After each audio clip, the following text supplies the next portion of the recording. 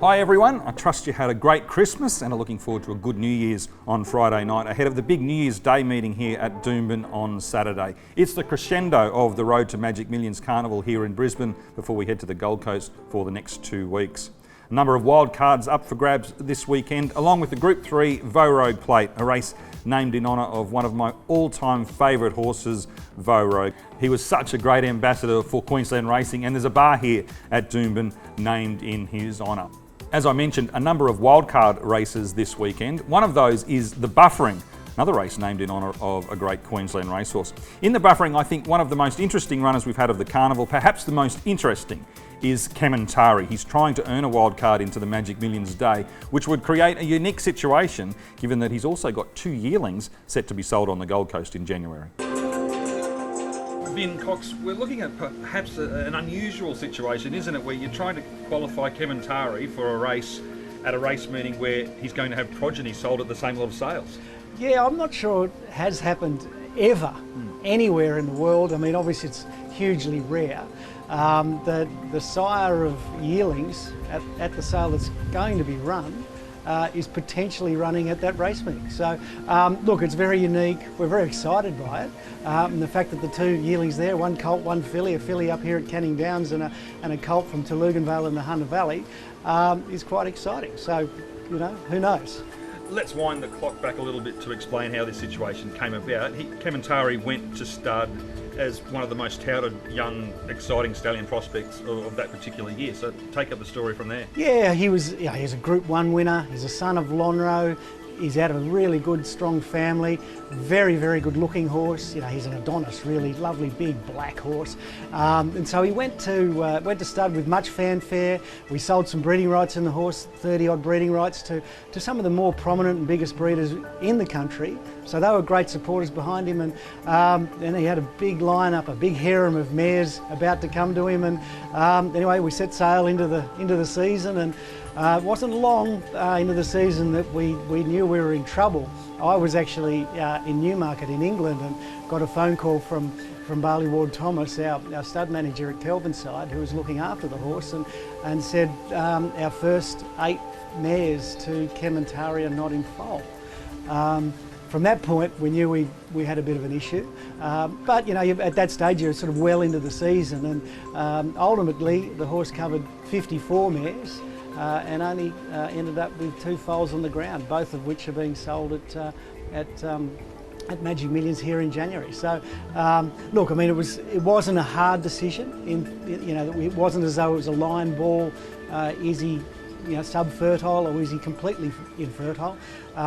He was basically, or effectively, infertile, and we made the call early. We refunded the breeding right their money and made the decision to geld the horse and put him back into work. And fortunately, he's enjoying his racing, and here we are.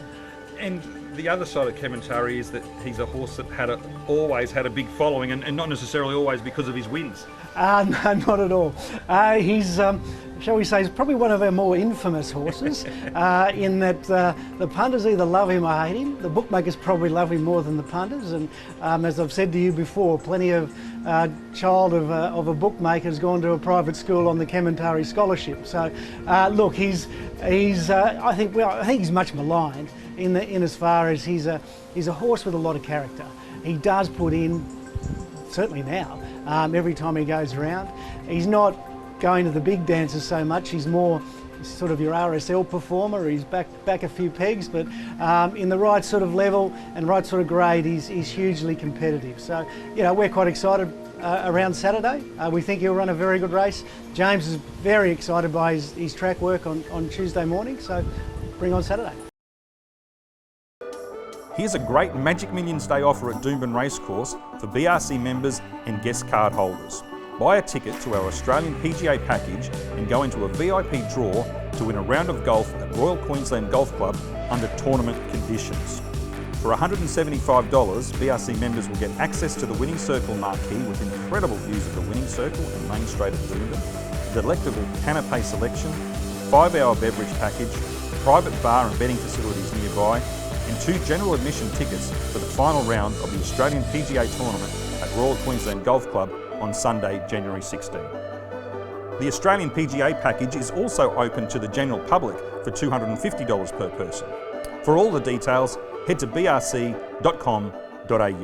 Eagle Farm trainers hold a strong hand in the features here on Saturday. Earlier this week I went to track work, caught up with Tony Gollan, Chris Muntz, Desley Forster and Danny Begor. Danny Begor, you've got Better Go Lightly going to 1,200 metres at Doomben on Saturday, trying to get her into the Magic Millions. How's she done since that Sunshine Coast debut? The run up the Sunshine Coast, she's done extremely well.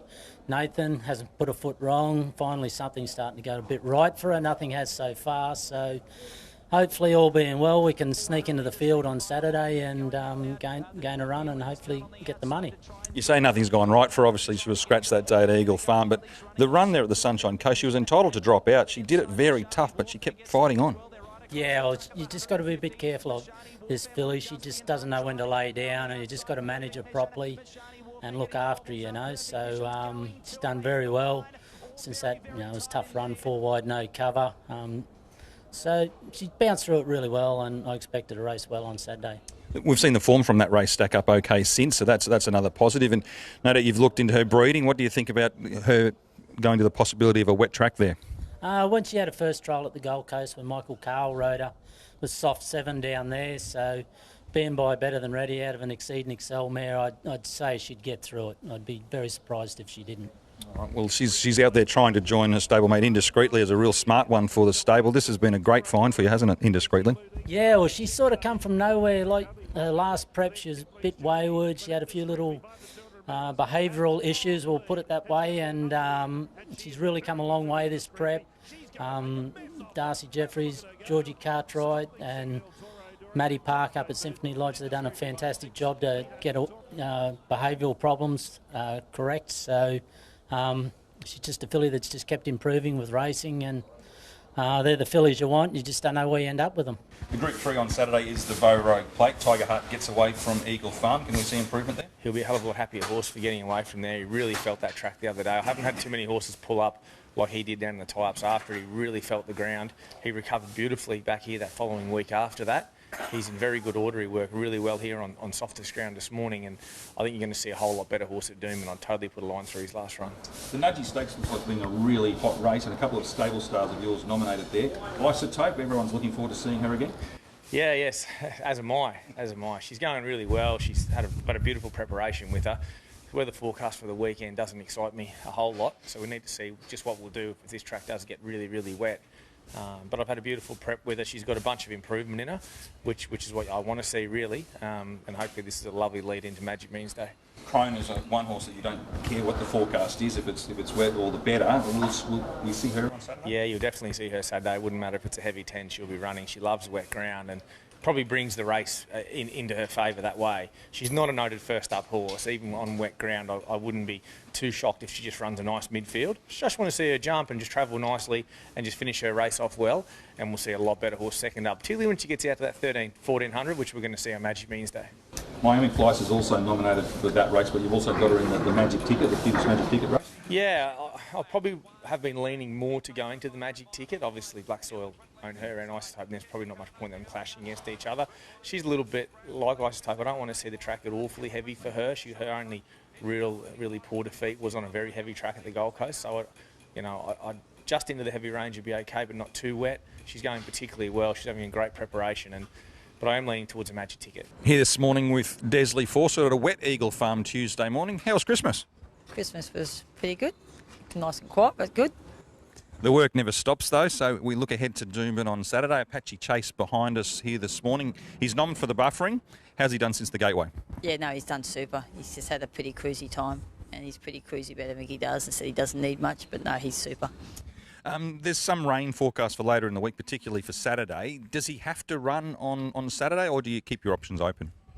Track comes up heavy, will not run. He'll just go straight to the millions. Well, Bart is still on his interstate vacation, I suspect, still recovering from all that Christmas turkey he had in Sydney. But he will be back at Doomben on Saturday. So if you want his selections, go up to him at the races, give him a tap on the shoulder. He'd love to hear from you, and he'll be more than happy to try and tip you into a winner. That's it for BRC TV this week. I hope everyone has a great New Year's tomorrow night, and then we look forward to seeing you here at Doomben on Saturday for a terrific day of racing.